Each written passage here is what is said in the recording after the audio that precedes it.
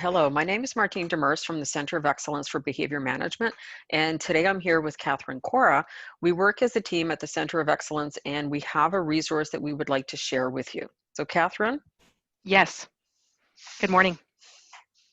So we are wanting to share with you our targeted interventions continuum. It's inspired on the response to intervention model with 3-tier levels of intervention. Level 1 is for classrooms, the whole group, for the entire group of students. Level 2 is interventions inside and outside the classroom for our challenging students, because we know that they bring us, we need to step up and do a little bit more for them. And then Tier 3 level interventions is for our most challenging students. These are students for whom Level 1 needs to be in place, Level 2 needs to be in place, but they still need more. So Tier 3 is for our most challenging students. We have set up our targeted interventions continuum as a checklist because we know that teachers have most of these things in place. However, when we're faced with challenging situations, we know that there are times where some of these things fall out of sight. We forget that these were good habits or good intervention strategies to put into place. And the key is that when we're able to take a step back and have a look through a checklist is to confirm and validate what we've put into place, what is working, or maybe we need to do a little bit tweaking and adjusting. And the other part is to say, oh, was there something missing? Oh my goodness, did I forget something that I used to do or somebody else has mentioned? And we don't always realize how significant some of those interventions can be until they're not present. So the goal here is really to just provide a step back and to say what's in place, what might be missing, what could we add or what could we tweak to help these students. The other thing is if our challenging students are struggling and we have omitted some things in Tier 1, we can hold off a little bit before going into lots of interventions in Tier 2 because we need to solidify it very much as a foundation to build upon for the challenging students. And it may mean that we're going to need to put lots of the Tier 2 interventions in place, and that's okay. That's what they need, and that's what we're there for, and to help with support staff. But the key is really in looking is, do we have a solid foundation? What are we building upon? And then let's particularly adjust and adapt interventions to help meet the needs of our challenging students, because not all students, not all challenging students will require the same interventions nor benefit from all of the same things. Their needs are different and they will need different things for us to put into place. So let's walk through the actual targeted interventions continuum. Following the explanation, Catherine will walk you through the website where you can find the actual intervention continuum, but also the resources that we've created to support it that can help provide you with more information, but also more inspiration and ideas of how to put those things into place.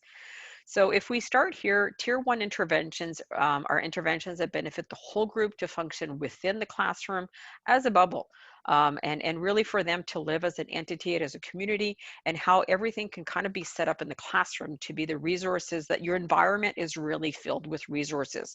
Having these things in place will help to create the context where kids can feel that they can make choices, that there are different opportunities for them, things that are available for them, but also that they can maneuver and be able to manage themselves as best they can throughout the day. We start off with teacher greeting and engaging their students individually as a group. This is in the morning, but also after each transition. Especially young students, they're very young and immature. They're very easily out of attachment. And when we're not in connection and in attachment with them, that they're not taking our cues, it's very hard to lead them and very easy to get into lots of behavior in the classroom. This is one of our treasured interventions that when we start off with this and we take the time to really build that connection, but to reconnect after each separation, it really helps make a difference in managing groups. Setting up well-established structures and routines. Teachers are phenomenal at this, and taking the time is key in setting up the structures, teaching them, coaching them, and having routines that are consistent and coherent. Kids want to do well. They want to please the adult. They want to do what is expected of them. By having clear and well-established structures and routines, kids are then able to do their best and really put, their efforts forward for you. We are also looking to have what are visual cues that are available for desired behavior.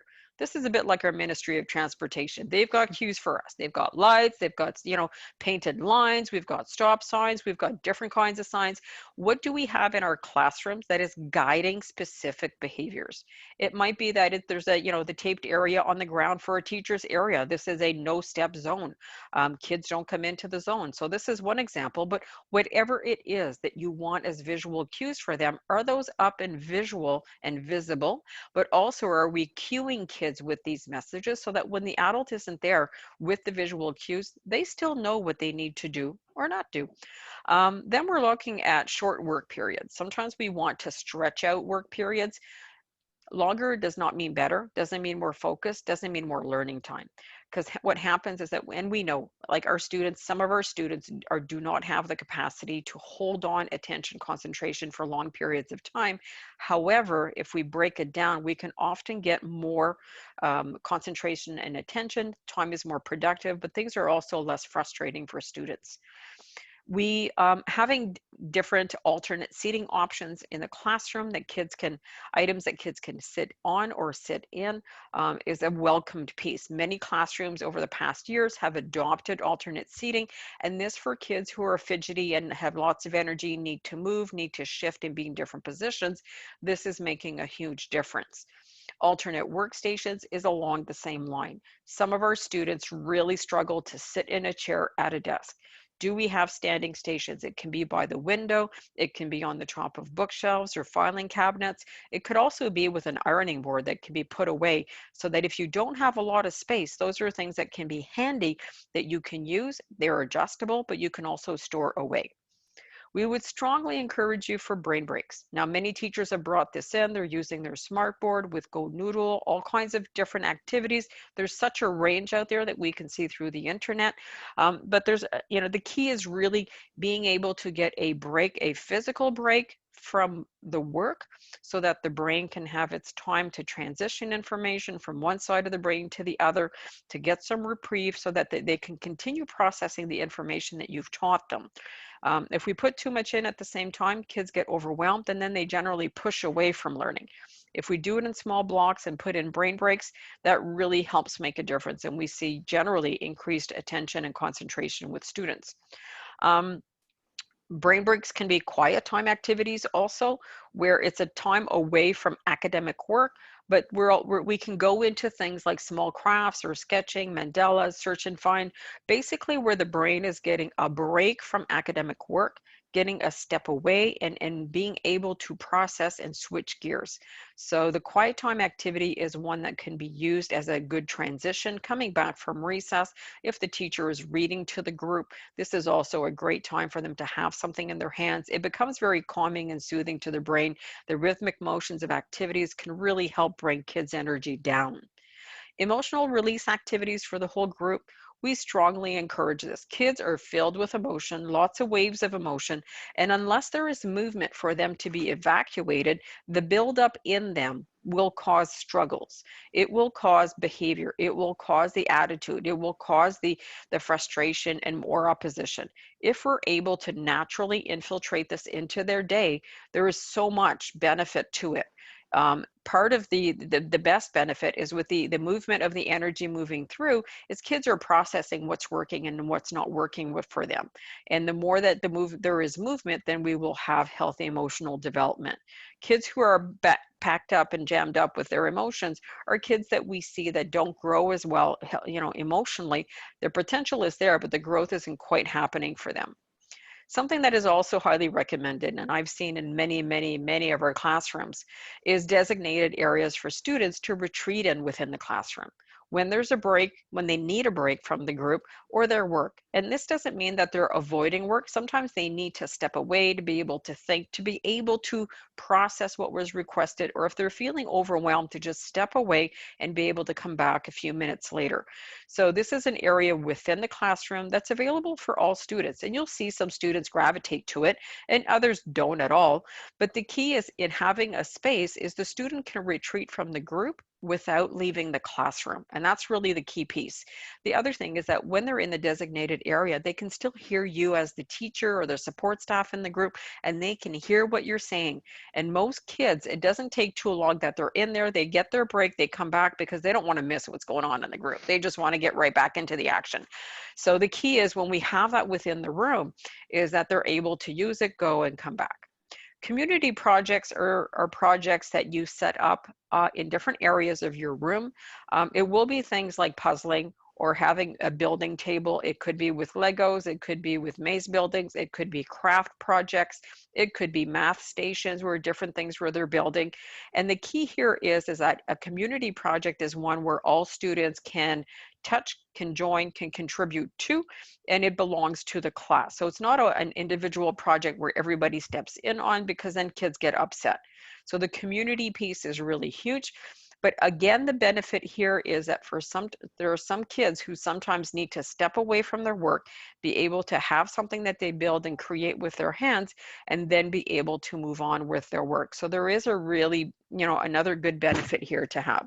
Some kids are not able to sit and listen for stories like for long periods of time.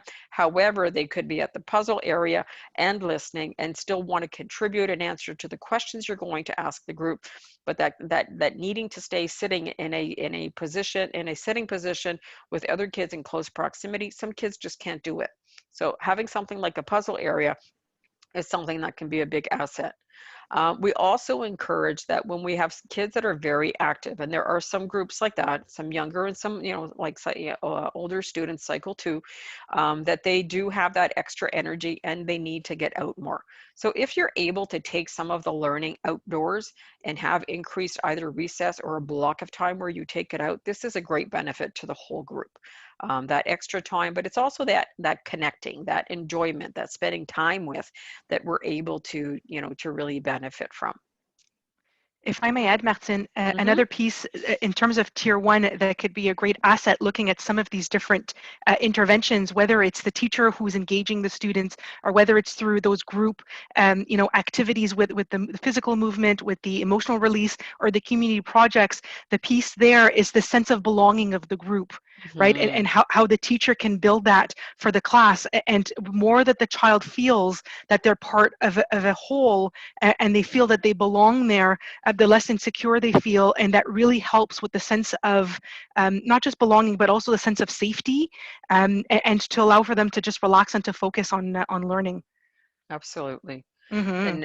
And the other part is also like support staff that are working in a class, for them to really be part of what that becomes as that community, and Mm-hmm. that to really be in the know of how you're working things and to really help promote that, because they can really be doing lots of good coaching with the students who, maybe are struggling a little bit in there. So our tier 2 interventions we're looking at taking the interventions that were in tier 1 and we're moving them up a couple of notches, because our challenging students, even though the teacher has put all of those things in place, is really working those dynamics, is really trying to have all of that fall into place, because of their specific and particular needs, our challenging students need more. The other thing is they're not able to function in the classroom all the time, the 5 days in a row. It's too much. So we need to look at what can we put into place to help them get the additional connection that they need, the additional support that they need, but also there are times they just need a break from the group. And we're going to be honest, sometimes the break needs a group from them also. And it just makes it more enjoyable, and that people are able to cohabitate together, and that it's a lot more functional and a lot more pleasant. So one of the things that we start with is really looking at daily check-ins with a significant adult. So the teacher is already doing check-ins with the group and greeting the group, but this student needs an extra check-in. They need to have connection with a significant adult. Now, part of the key here is, can we assign one person and a backup person in case that person's not there to do daily check-ins with them? Some kids need daily, some kids need, like every couple of days, or there might be, if they're coming from a situation where parents are separated and they're switching from one parent to another, there might be a pattern to when they need the additional support. It might be the before the switching with, and the returns to the parents. So when you know your students, you can better identify what they need, and you can also put in support and then look at what do we need to readjust. So it's not because we start with we're going to do morning check-ins that it's always morning. Sometimes we can do it at different times and it's equally helpful. So part of it is really putting it into place and then assessing if this is the time of day that works best and communicate, like with all the adults communicating together. The use of the designated area that's within the classroom, we might decide our challenging students needs to have scheduled times there. So it might be that after recess, when the group comes in, this student gets a 10-minute block where this is where he or she goes, and that they have a 10 minutes to help them recenter, refocus. And at that point is we know the student is in the room, they're under supervision, but they're not yet ready to join the group. So, but we are giving them that 10-minute break to be able to recenter, refocus, and then be able to rejoin the group. One of the other areas that we look at is assigning alternate seating options or alternate workstations. For these students, there are some where when we get to a work period is to say, do you want to sit here or here? Do you want this or this type of seat? And that those are named and clear options are given, because we know that the student struggles and cannot do the four-legged chair and a desk for a whole block period. So when we know our students, we know what works best. The other message that this gives is that the teacher understands, gets what their needs are.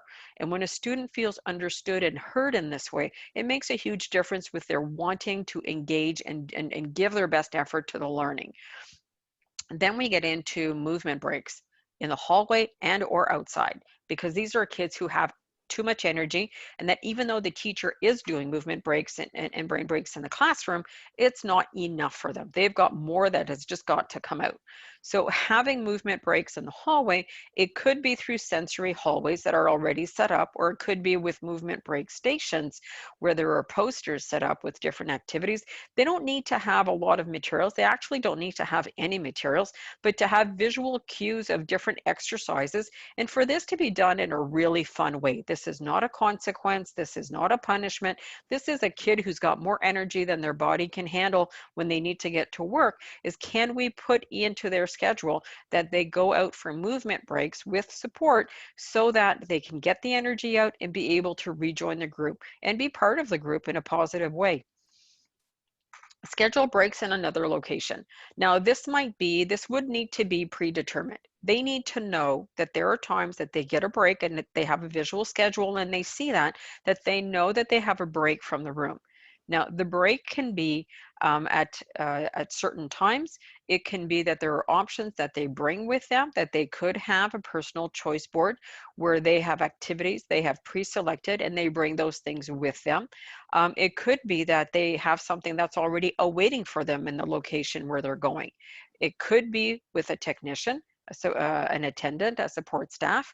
It could be with a resource teacher and that they're in their room. So different locations based on the needs and what's available in your school, but for the student to know that they have a break from the classroom, but also you as the teacher knows that there are blocks of time where the student is out and that you continue teaching with the rest of the group, and then those pieces can be picked up after, or that the lesson is done before and they do some of the work after and get a break. So it's a combination.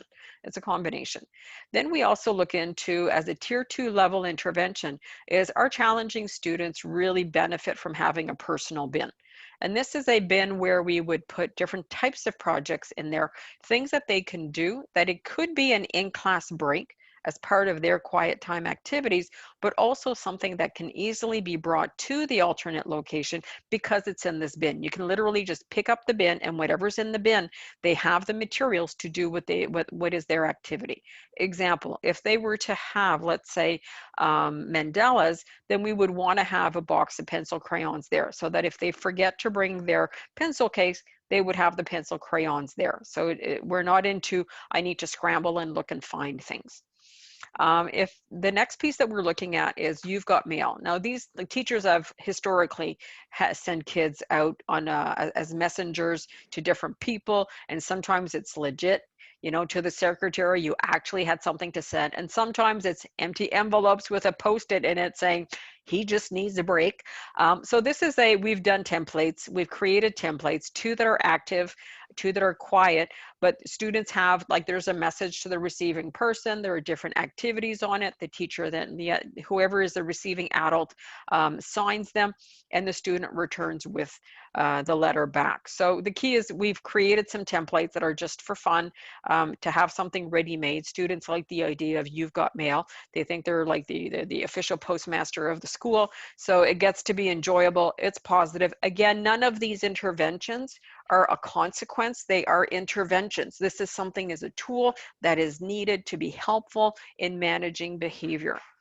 And one of the key things is we've talked about the daily check-ins with a significant adult. Some of our challenging students need to have the end of day recap. Some students cannot do end of day in the classroom, the last 20 minutes, half hour. There is too much ruckus. They become disorganized and overwhelmed and disorganized. So there are times where having an end of day recap with an adult in a different location makes a huge difference in how a student finishes their day. So this is something to consider if you have students who really struggle with the end of day transition. There's too much ruckus of lining kids up for the bus and who are walkers and who's going to daycare.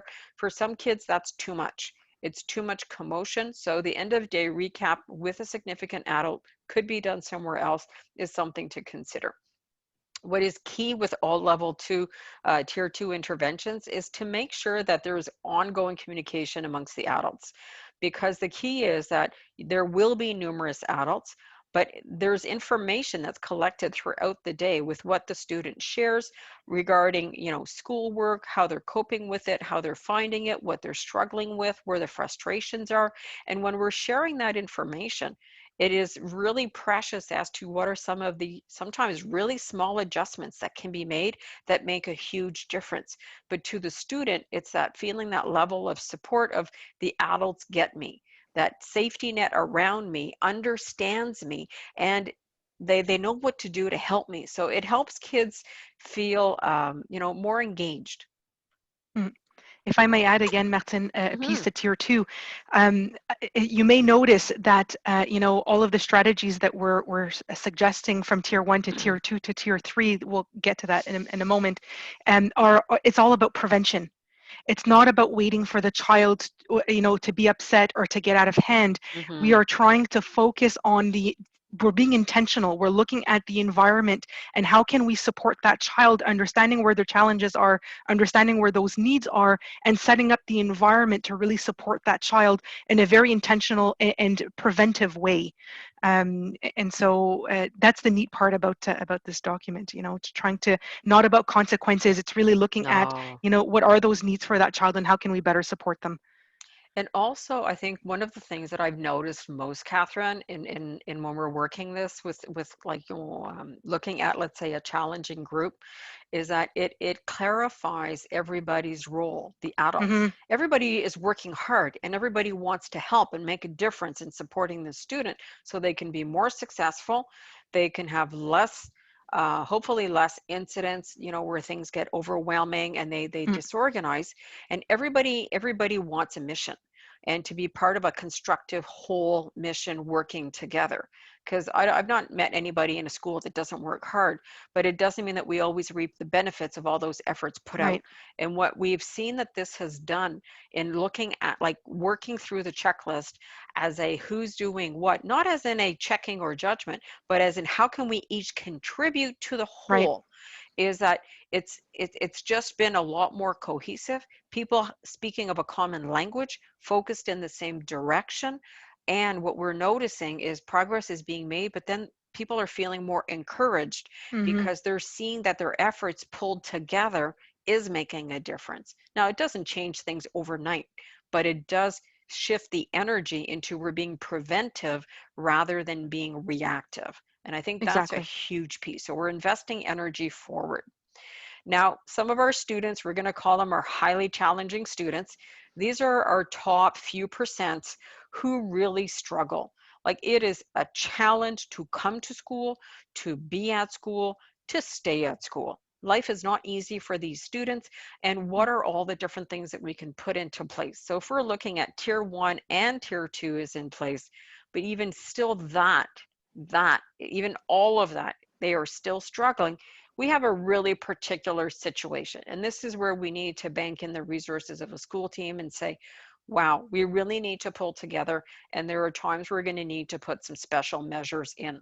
So the daily check-ins with this kind of student is that we need to do multiple scheduled times a day. This is a kid that you're going to check in the morning before they go to recess. Depending on how that goes, you might decide we're doing recess together because they're not in shape to go out. So we're not going to set them up for failure. But if they do go out, it might be that you're checking back in when they're in, or you might even decide you're going outside and doing recess with them outside. And that could be for a thumbs up situation, or it's one where you weren't sure, but you really did want them to get out. So part of it is really you are adjusting interventions as the day unfolds based on what you're reading and their needs and how they're responding.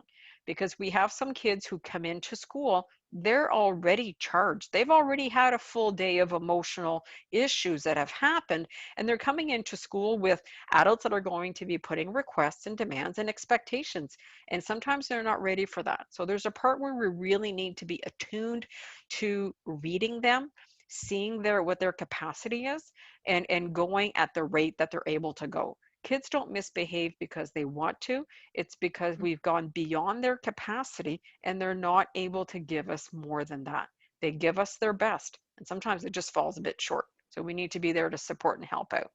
So for some of our students, we're going to look at an adapted schedule that we know in advance with blocks of time that will be scheduled outside the classroom.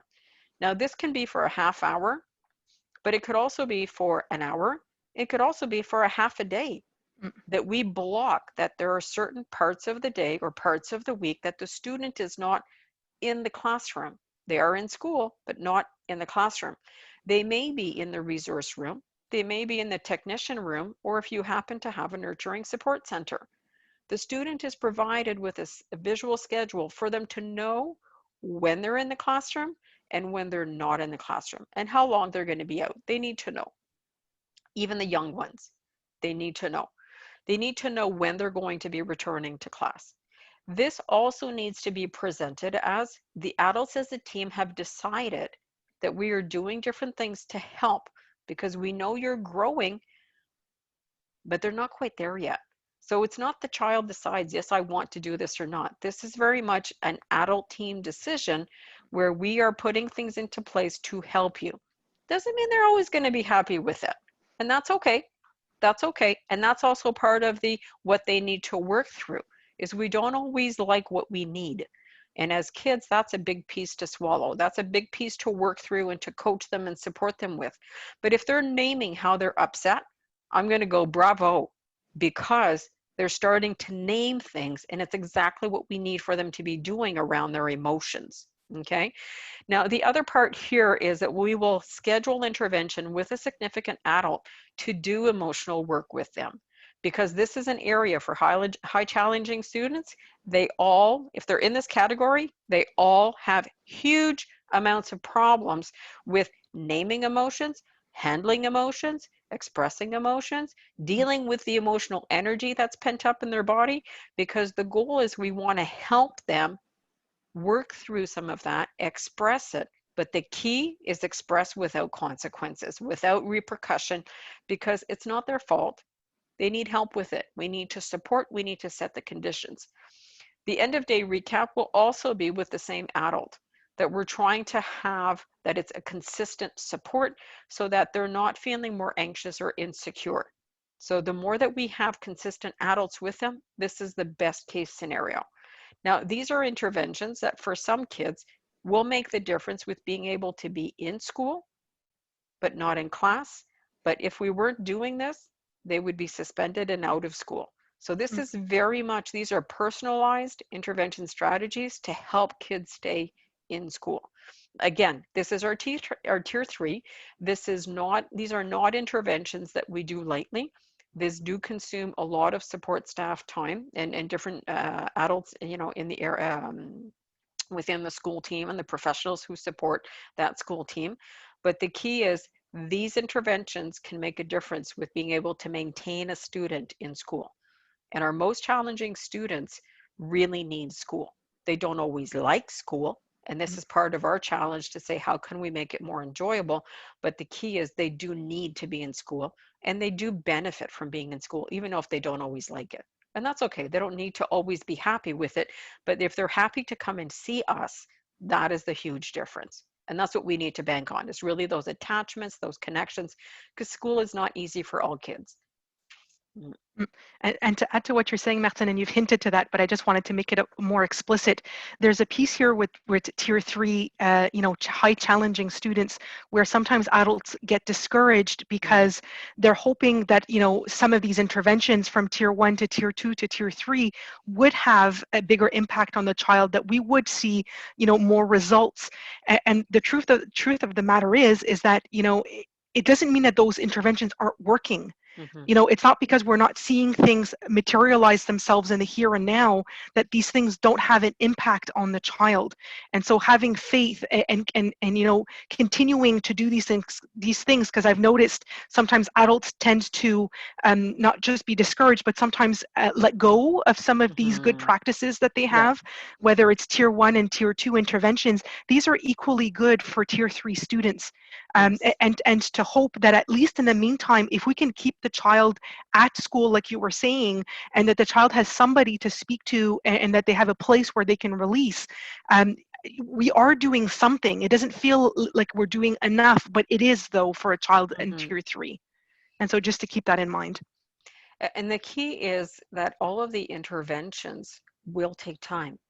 Is Yes, and this is to help bid timing of until they there is more maturity, until there is more temperance of emotions, until they're able to manage themselves, more constructively.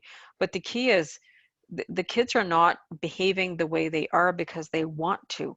It's exactly. because it's beyond their capacity to do it differently.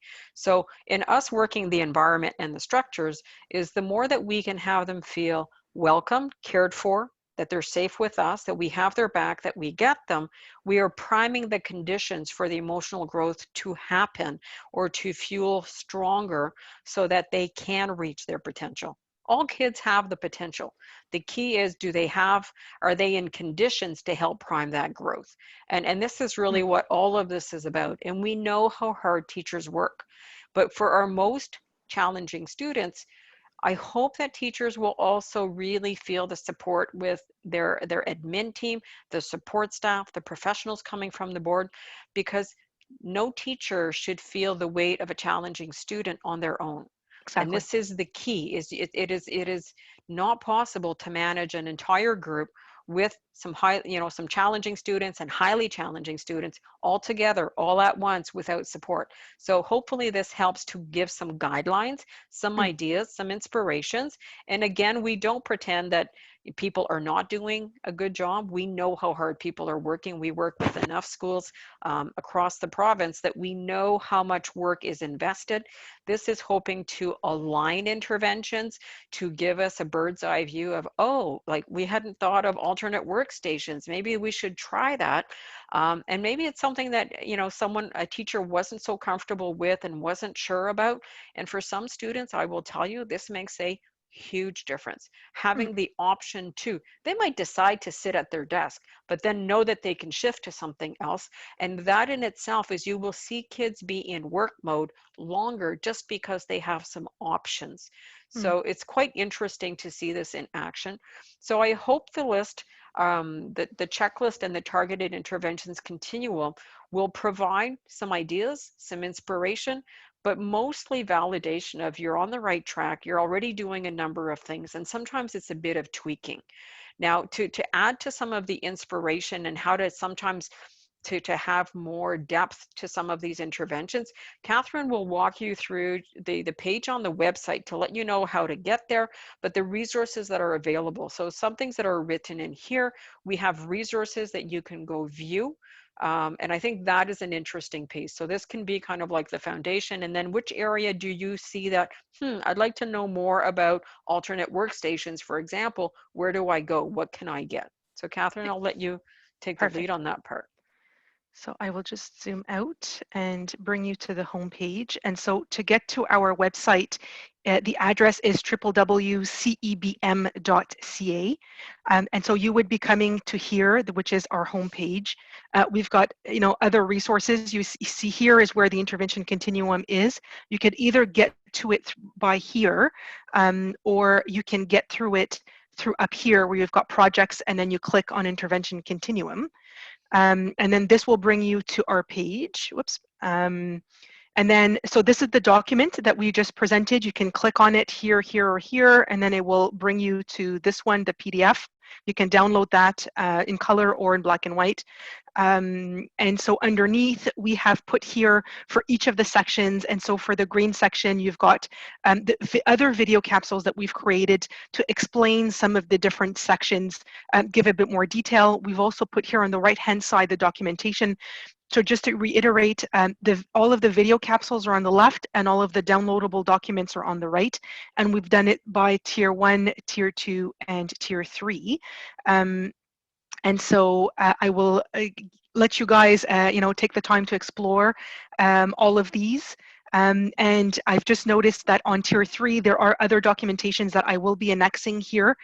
This will be an ongoing project, so please feel free to come again and again and check out our website. This is one of many projects that we have. As you can see, I know Martine had talked about the Nurturing Support Center. If you want to go and take a look, it is right there. And we've got tons and tons of resources, so we do invite you to come and take a look.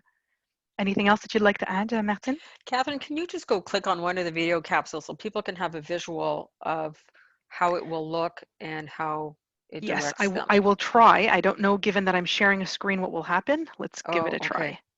Let's see. Oh, it does work. Okay. And so I'll just pause it so it doesn't play. And so just to give you an idea of how this works, this will bring you to our YouTube channel when you click. So I'll just go back so you see what I did. I clicked here on this link because I wanted to see about alternative seating options and workstations. And so it will bring you to our YouTube channel, and then you'll have the video here. Please keep in mind that some of these videos are linked to our webpage only. And so if you were to go to our channel, and I'll click this in a moment, you'll notice that they're not in the list. You need to go through our website to access the videos. Or you can just share, you can go and get the URL and just share that with a colleague if you want them to have the opportunity to take a look. You'll notice here that this video is 9 minutes and 22 seconds. And so most of our videos, I would say, are anywhere between 7 to maybe 15 minutes. We tried to make them as short as possible just to get to the point and, for you guys to get a better sense of what it is that we're talking about. I'll take you just quickly to our channel so you'll see what this is. And so if you're interested in knowing more, we've got here webinars where, like Martine mentioned, emotional release activities and things like that. If you want to have a better understanding in terms of the background as to why is it that we're recommending some of these interventions, this would be a great video to go and take a look at. Some of our projects are here where we talk about the Nurturing Support Center.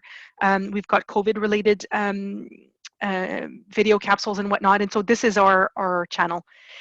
The other place that I would invite you to go take a look is, again, to give you guys a better background. We've got a library here with videos, with books, references, children's literature. We also have articles that if you'd like to go and take a look. We've got a bunch here. And of course, we have a French website. It's not quite updated to the equal to the English, but we do have tons of articles there as well. Martine?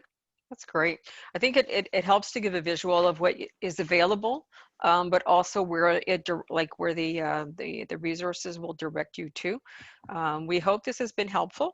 We look forward to hearing from you. If you run into some situations, you can reach us through the emails on the website. So thank you very much. Thank you so much. And just know that we do offer online events. You see here one, we're advertising it. And so please, by all means, if you'd like to subscribe to our newsletter, we've got also a Facebook page where we talk about our upcoming events. You're more than welcome. So thank you so much. Thank you.